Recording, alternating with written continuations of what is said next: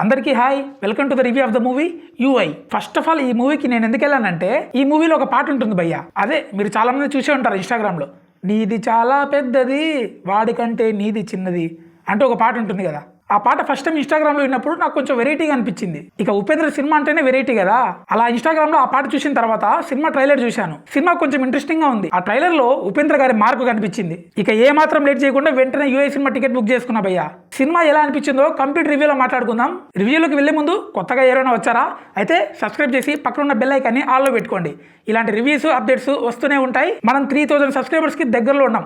మీరు సపోర్ట్ చేశారంటే ఈ సంవత్సరం ఎండింగ్ లోపు మనం 3000 సబ్స్క్రైబర్స్ మార్కుని రీచ్ అయిపోతాం. సో గాయ్స్, కొత్తగా వచ్చే వాళ్ళు ఏ మాత్రం లేట్ చేయకుండా వెంటనే సబ్స్క్రైబ్ చేసుకోండి. ఇక సినిమా రివ్యూ విషయానికి వస్తే, మీరు థియేటర్లో అడుగుపెట్టి కూర్చోగానే మొదటి సీన్ నుంచి మీకు చాలా ఇంట్రెస్టింగ్ అనిపిస్తుంది. ఆ స్టార్టింగ్ సీనే మీకు చాలా కొత్తగా అనిపిస్తుంది అనమాట. నాకైతే చాలా బాగా నచ్చింది స్టార్టింగ్ సీను.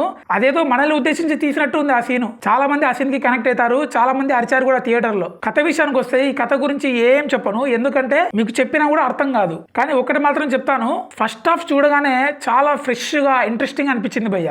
మనల్ని ఒక కొత్త ప్రపంచంలోకి తీసుకెళ్లే ఫీలింగ్ కలిగింది. మీలో చాలా మంది అనుకోవచ్చు, ఉపేంద్ర గారు అంటే ఓల్డ్ హీరో కదా, ఇప్పుడు డైరెక్షన్ చేస్తున్నాడంటే ఆ కథ పెద్దగా ఏం కొత్తగా ఉండదని అనుకుంటారు కదా. అలాంటిది ఏం లేదు, చాలా బాగా డైరెక్షన్ చేశారు. నాకు తెలిసి ఇలాంటి థాట్స్ ఉపేంద్ర గారికి తప్ప ఎవ్వరికి రావు. ఒక కొత్త రకమైన స్టోరీని చూస్తున్న ఫీలింగ్ కలుగుతుంది. అండ్ ఈ సినిమాలో ఉపేంద్ర గారి ఓల్డ్ మూవీస్ ఉంటాయి కదా, ఆ సినిమాలోవి ఒక 2-3 రిఫరెన్స్లు ఉంటాయి. అవి చాలా బాగా నచ్చాయి నాకు. ఫస్ట్ హాఫ్ అంతా కొత్త రకంగా ఉంటుంది, ఖచ్చితంగా మీకు కొత్త రకమైన ఎక్స్పీరియన్స్ ఇస్తుంది. ఫైనల్ గా ఇంటర్వెల్ దగ్గర ఒక ట్విస్ట్ వస్తుంది.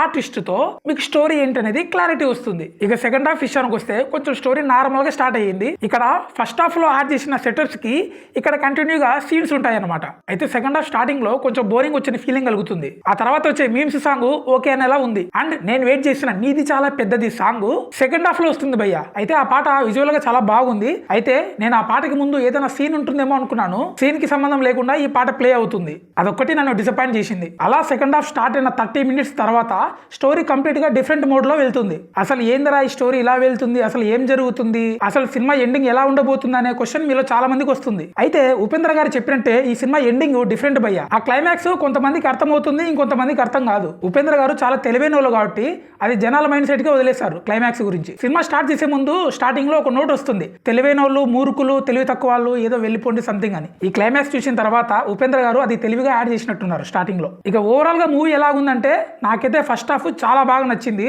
చాలా కొత్తగా అనిపించింది భయ్య. అయితే సెకండ్ హాఫ్ కొంచెం బోరింగ్ అనిపించింది. ఆ క్లైమాక్స్ అయితే ఉపేంద్ర గారి మార్కు క్లైమాక్స్ అనమాట. అది అయితే అది కొంతమందికి నచ్చుతుంది, కొంతమందికి నచ్చదు. ఓవరాల్ గా ఈ సినిమా ఎలాగుందంటే, బాగుంది బాగలేదు ఏం చెప్పను భయ్య. ఉపేంద్ర గారి సినిమా కాబట్టి జస్ట్ గో అండ్ ఎంజాయ్ అంతే. బాగుందో బాగలేదో చెప్పడానికి ఇది రెగ్యులర్ గా వచ్చే రొటీన్ సినిమాలు కాదు. మీకు ఉపేంద్ర గారి ముందు సినిమాలు బాగా నచ్చినట్లయితే ఈ సినిమా కూడా ఖచ్చితంగా నచ్చుతుంది. మీకు రొటీన్ స్టోరీలు వద్దు, కొంచెం కొత్త రకమైన స్టోరీ ఉండాలి, కొత్త రకమైన వరల్డ్ ని చూడాలనుకునే వాళ్ళు ఖచ్చితంగా ఈ సినిమాకి వెళ్ళండి. ఖచ్చితంగా మీరు ఫస్ట్ హాఫ్ ని ఎంజాయ్ చేస్తారు. మరీ ఓవర్ గా ఎక్స్పెక్టేషన్స్ పెట్టుకొని వెళ్ళకండి. పెట్టిన రూపాయికి న్యాయం చేస్తుంది ఈ సినిమా. ఇక ఈ సినిమా గురించి ఇంతే.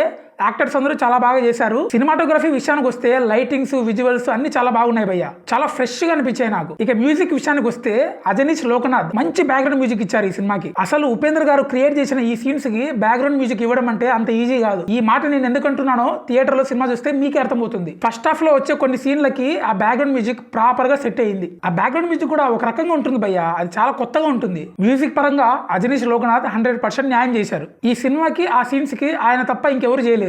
కమింగ్ టు డైరెక్టర్ ఉపేంద్ర గారు, ఆయన డైరెక్షన్ గురించి మనం కొత్తగా చెప్పేదేముంది, కొత్తదనం అనేది ఆయన సినిమాలో ఖచ్చితంగా కనబడుతుంది. నాకైతే ఈ సినిమా థియేటర్ ఎక్స్పీరియన్స్ చాలా బాగా నచ్చింది. ఈ సినిమాని మీరు కూడా ఖచ్చితంగా థియేటర్ లో చూడండి, ఎందుకంటే బెస్ట్ ఎక్స్పీరియన్స్ అది. ఆ విజువల్స్ ని, ఆ బ్యాక్గ్రౌండ్ మ్యూజిక్ ని మీరు ఓటీటీలో చూస్తే పెద్దగా ఎంజాయ్ చేయరు. మరీ ఎక్కువ ఎక్స్పెక్టేషన్లు పెట్టుకోకండి, జస్ట్ నార్మల్ గా వెళ్ళండి. ఒక కొత్త రకమైన స్టోరీని ఎక్స్పీరియన్స్ చేసామనే ఫీలింగ్ ఖచ్చితంగా మీకు కలుగుతుంది. సో ఇదండి ఈ సినిమా రివ్యూ. ఈ వీడియో నచ్చితే ఒక లైక్ చేయండి. అలాగే కొత్తగా ఎవరైనా చూస్తే సబ్స్క్రైబ్ చేసి పక్కన ఉన్న బెల్ ఐకాన్ని ఆల్ లో పెట్టుకోండి. అలాగే మీలో ఎవరైనా సినిమా చూస్తుంటే సినిమా మీకు ఎలా అనిపించిందో కింద కామెంట్ చేయండి. నెక్స్ట్ వీడియోతో మళ్ళీ కలుద్దాం. బాయ్.